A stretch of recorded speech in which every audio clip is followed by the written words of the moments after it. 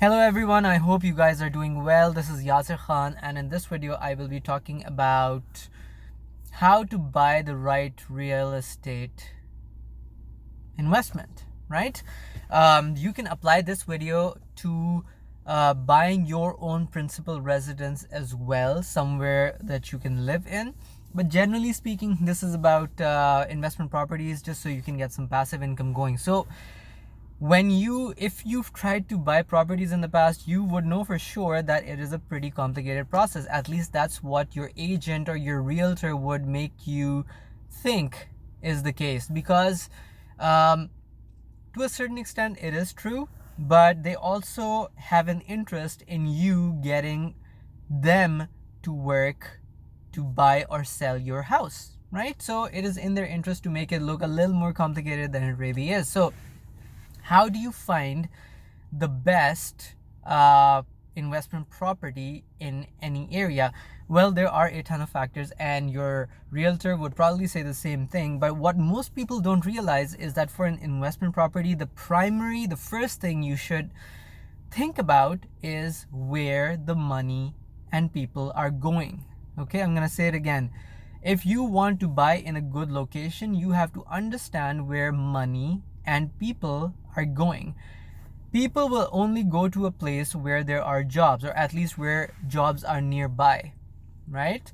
And where people go, money will follow. As an example, downtown Toronto has crazy prices in terms of real estate, but people still keep buying there. Why? Because downtown Toronto, by definition, is the commercial and the economic hub of Toronto, or at least, if not Canada.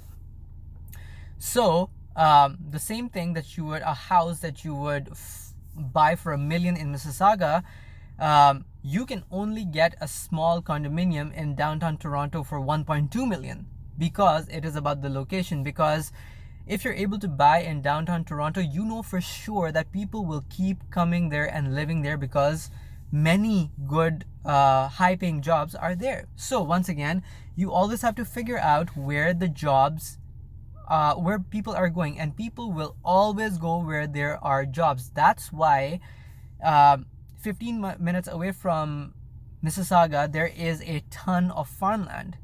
But the price for that farmland is very, very low, because there are no jobs there. The only people who this kind of land appeals to, of course, are the farmers, and that kind of excludes most of the people looking for a property or land or a house, right? That's why the prices are very low. So when you start looking at where people are going, you will make a very, very educated decision. For example, Mississauga has a couple of head offices here of different companies. I think there's a Microsoft office here as well. There's a fulfillment center from Amazon over here as well, and many other commercial buildings which host high-paying jobs. And that's why the property values in Mississauga and the surrounding areas are pretty high. Once again, to get a detached house, a decent sized detached house, you're looking at anywhere between $900,000 to $1.2 million. And there's a reason for that. Now, in smaller cities, the same house could be anywhere between $300,000 to $500,000. And the reason is, once again, the same. People are not moving into small towns, and that's why small towns are small towns. That's the reason, because there aren't high-paying jobs in those small towns. Generally speaking, most small towns have Canada Post, all these government buildings. They have a few healthcare centers. There isn't a whole lot of commercial enterprise there. That's why people are either moving out of the small town, or people are okay with the jobs that they're doing, knowing fully well that they don't pay a lot, and that's why people in that particular town don't have high incomes. And that's why the real estate is not as high priced as in somewhere like Toronto or Mississauga or Montreal or Vancouver. Vancouver is crazy. Okay, I mean, the prices over there are pretty crazy for the same reasons. So when you think of buying an investment property, we already talked about figuring out where the people are moving. You can always talk to your relatives, people who are living in that area. You can even get a realtor in that area and just talk to them and ask them if it would be a good idea to buy an investment property in that particular town or city. Generally speaking, though, you don't even have to talk to them. You just have to visit the city or a specific neighborhood in that particular city or town. And when you look at what's going on, how many people are there, what kinds of people are there, what kind of jobs, what kind of buildings are there, how the roads look, is it a dirty area, is it a clean area, what is it, white collar, blue collar? If you look at all that stuff, you will have a very good idea as to whether you should buy an investment property there or not. Now, the second thing to understand is that you should always buy the smallest possible investment property. Okay, a lot of people make the mistake of buying these huge houses that they find very, very difficult to rent out, because of course, if you're looking for a tenant for your house or your property, that tenant will first care about the price, the rent of that property. The vast majority of people are renting because they don't have the money to buy the house, and for that reason they're looking for the cheapest thing. I know a person who bought a detached house in I think it was Oshawa. It was Oshawa, I think, and it took him 5 months to find a tenant for that house, because if someone is able to pay $2,300 or $2,400 per month in rent, why would they not buy a house? Why would they want to rent, right? So whenever I buy an investment property, I make sure it's either a condominium, a small condominium, or a townhouse, okay? And not those huge luxury townhouses, nothing like that, just an entry-level basic unit, which most people can afford, okay? And that makes all the difference. For the last two properties that my property manager was trying to find tenants for, it didn't take us more than 1 or 2 months to get people in there, which is kind of not bad at all, because once again, depending on where you buy and how you buy and what kind of property you buy, it can take anywhere between 6 to 12 months to find a tenant. This is especially the case for big properties, and I see a lot of people making this mistake. So investment properties should always be small, okay? I mean, this is an exception to the case, but if they have to be big, they need to be near city centers, like downtown Toronto. I mean, that would make sense. Another thing to figure out is the calculation of what your profit would be if you rent at a specific amount. And the calculation is pretty simple. All you have to do is make sure that at the end of the month, when someone pays you the rent and you take out all the expenses, the mortgage, the interest, the taxes, the insurance, the maintenance, the vacancy factor, everything, you should still be left with something, which is your profit. A lot of people, and that was me too 5 years ago, I used to think that my property was turning up a profit, but it wasn't. I did the calculation and I was surprised to find that it was doing a $300 loss every single month. So please make sure that you do the calculation the right way. It doesn't make sense to buy real estate investment properties and then rent it out to someone who is going to turn up a loss for you. And if that happens, what you're doing is you're subsidizing the property for that person. And why would you do that? Okay, so please make sure that your property, even if it's $100, your property should turn up a profit.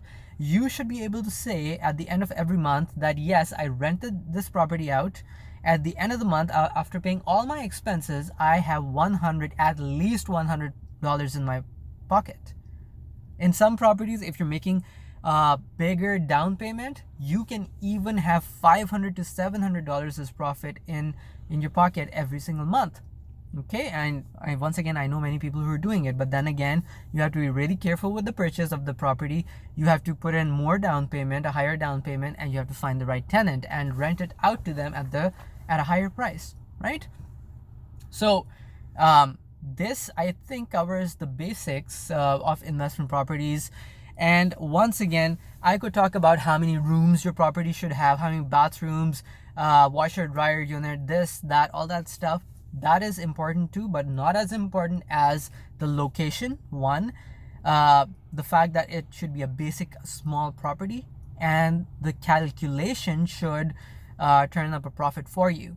Okay, once you take care of these three factors, I mean, it doesn't really matter how many bathrooms your property has, how many bedrooms your property has, because every single person that you talk to will have different taste and they will be in a different point in their lives. Some people will have like 3 kids, and of course they need a 3 bedroom property. Many people who will rent out from you will either be just engaged, young couples, or they would have been married without any kids, or maybe one kid, a baby of maybe 1 or 2 years. So every single person, depending on where they are in life, will have different needs, and you can never cater to all their needs, which is why it doesn't really make a whole lot of sense to fixate about the number of bedrooms or the number of bathrooms for a property, as long as the numbers make sense and you buy in the right area. Okay, guys? And yes, if there are no jobs in a locality, then no matter what kind of property you buy, you will not get a tenant. Okay?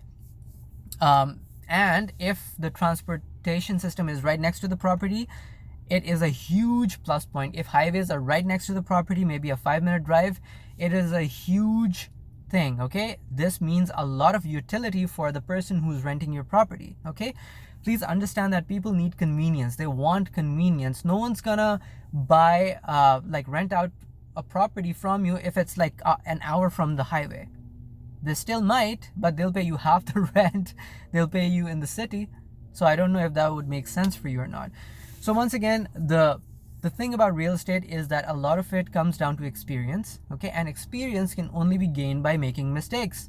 And I don't want you to make too many mistakes. If you have to make a mistake, it should be a new mistake every single time, not the same old mistake.